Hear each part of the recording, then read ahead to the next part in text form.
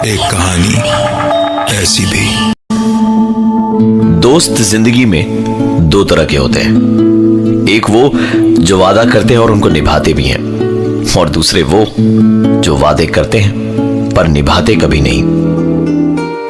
आज की एक कहानी ऐसी भी की कहानी कुछ ऐसे ही दोस्तों की है जो रहते तो एक ही शहर में है, लेकिन अपने काम में इतने बिजी रहते थे कि एक दूसरे से मिलने का टाइम ही नहीं मिलता। कॉलेज खत्म करने के करीबन 3 साल के बाद तीनों ने रीयूनियन प्लान किया कसौल में, हिमाचल का एक छोटा सा टूरिस्ट डेस्टिनेशन जो पिछले कुछ सालों में बहुत मशहूर हुआ है। वहां उन्होंने ऑर्किड पार्क नाम की एक होटल में रूम बुक करवाए। रोहित और आयुष रात को ही ट्रेन से निकल गए और निखिल ऑफिस के काम में बिजी था, इसलिए ट्रेन निकलने के करीबन 1-1.5 घंटे के बाद बाई कार ही कसौल के लिए निकल गया। रोहित और आयुष के कसौल पहुंचने के करीबन 5-6 घंटे के बाद निखिल भी वहां पहुंचा। बातें करते करते कब टाइम निकला पता ही नहीं चला। उन्होंने रात करीबन 11 बजे डिनर का ऑर्डर दिया और इस बीच निखिल ने लाइट बंद करी और मोमबत्तियां जलाकर अपने बैग से प्लानचेट बोर्ड निकाला। तीनों दोस्तों को कॉलेज के दिनों से ही मानो इसका नशा हो गया था। तीनों ने मिलकर प्लानचेट करना अभी शुरू ही किया था कि कमरे में रखी इलेक्ट्रिक पानी की केतली से पानी के उबलने की आवाज आने लगी। रोहित ने उठकर पानी की केतली के ढक्कन को जैसे ही उठाया, वो आवाज बंद हो गई और उसके पीछे से तभी एक आवाज आई। ये सारी आवाजें रोहित के साथ साथ निखिल और आयुष भी सुन पा रहे थे कि तभी डोरबेल की आवाज ने मानो तीनों के बदन के वजन को आधा कर दिया हो। रोहित ने हिम्मत का दरवाजा खोला तो वहां रूम सर्विस खाना लिए खड़ा था। तीनों की सांसों में सांस आई। रोहित ने रूम सर्विस वाले से खाना टेबल पर रखने को कहा और उसके वहां से जाते ही दोस्तों को आवाज लगाई और कहा, चल यार खाना खा लेते हैं, रात काफी हो गई है। तभी एक आवाज आई, खाना ही खाना था तो मुझे यहाँ क्या तमाशा देखने को बुलाया? चल बात कर मुझसे, जो सवाल पूछना है पूछ।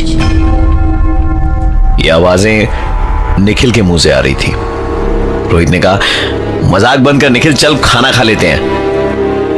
निखिल रोहित पर बिदकते हुए कहता है, क्यों रे, तुझे खाना खिलाने की बड़ी जल्दी पड़ी है? समझता क्या है खुद को?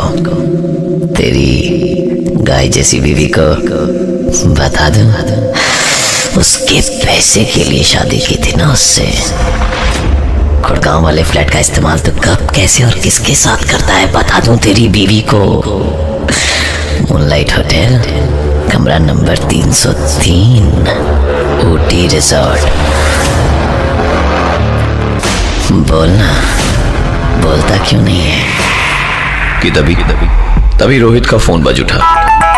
निखिल ने कहा, देख, मूनलाइट होटल कमरा नंबर 303 वाली ने अपनी फोटोग्राफ्स भेजी है, देख देख देख। निखिल ने जो कुछ भी कहा वो रोहित की जिंदगी का एक ऐसा सच था जो सिर्फ रोहित को ही मालूम था। और इस वक्त जो मैसेज आया था उसके फोन पे, उसमें भी वही था जिसकी बात निखिल कर रहा था।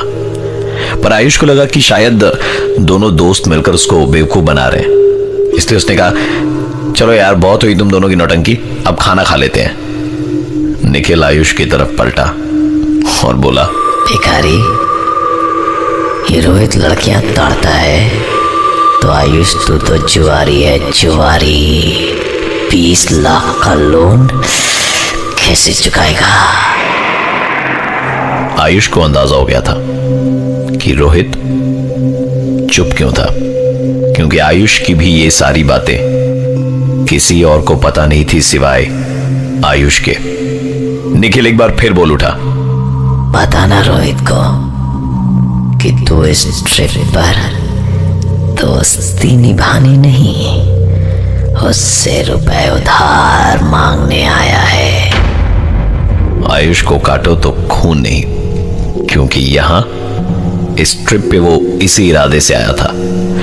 अब निखिल ने अपनी तरफ इशारा करते हुए बोला, दिल तो कर रहा है रोहित कि इस निखिल की बातें तेरे अंदर घुसकर बताऊं, ताकि इस निखिल का चेहरा देख सकूं।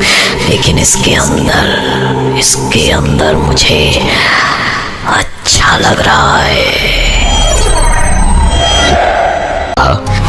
दिल तो कर रहा है रोहित कि इस निखिल की बातें तेरे अंदर घुसकर बताऊं, लेकिन इसके अंदर मुझे अच्छा लग रहा है।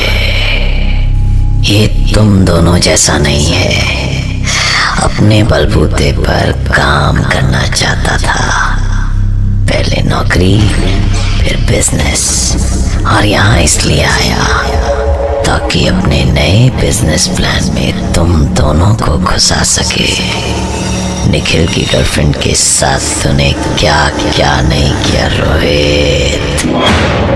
निखिल की निजी जिंदगी की सच्चाई को सुनकर आयुष के चेहरे पर एक मुस्कुराहट आई। तभी निखिल बोल उठा, तू क्या हंस रहा है रे आयुष? जा अपनी बीवी से पूछ कि वो किटी पार्टी का बोलकर घर से निकलती है तो इस पिल्ले रोहित के गुड़गांव वाले फ्लैट में क्या करती है। निखिल ने कहा कि ये जो रोहित है वो बस कहने के लिए दोस्त है, क्योंकि दोस्ती की आड़ में उसे कुछ और ही चाहिए। आयुष की जिंदगी का एक बहुत बड़ा सच उसके सामने था। वो गुस्से भरी निगाहों से रोहित की तरफ देख ही रहा था कि निखिल बोला, तो इसे गुस्से से क्या देख रहा है साले? तूने भी तो इसकी बीवी पर गंदी नजर डाली, पर इस रोहित की गाय जैसी बीवी ने कभी ये चीज नोटिस ही नहीं करी। वो तो बस तुझे भैया भैया ही कहती रही। मरोगे तुम दोनों मरोगे। टेबल पर खाना ज्यों का त्यों पड़ा था और अपने दोस्त निखिल को भुलाकर रोहित और आयुष के बीच में शुरू हुई एक जोरदार हाथापाई। और निखिल बिस्तर पर बैठकर चेहरे पर एक मुस्कान लिए दोनों की इस लड़ाई को बड़े इत्मीनान से देख रहा था। सुबह जब काफी देर तक उनके कमरे का दरवाजा नहीं खुला तो होटल वालों ने पुलिस को इन्फॉर्म किया। जब उन दोनों की आंख खुली तो सामने होटल के स्टाफ और पुलिस वाले बैठे थे उनका बयान लेने के लिए।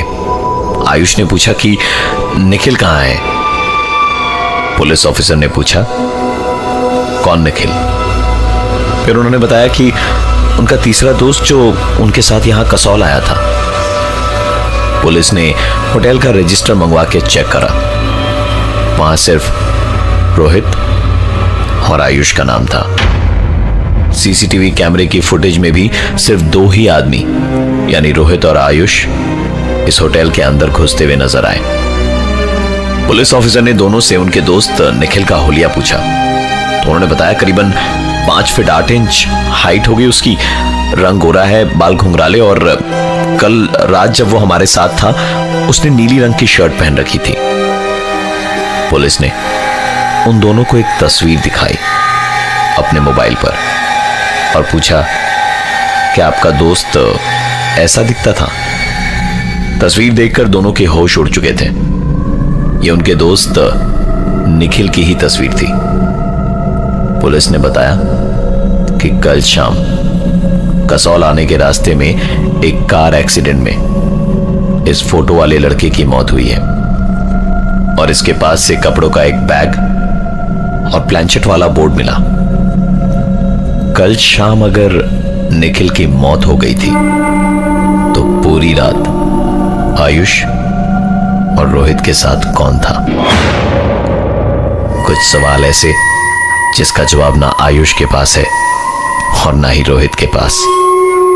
निखिल शायद उन दोस्तों में था जिसने मरने के बाद भी अपने दोस्तों से मिलने का वादा पूरा किया। एक कहानी ऐसी भी।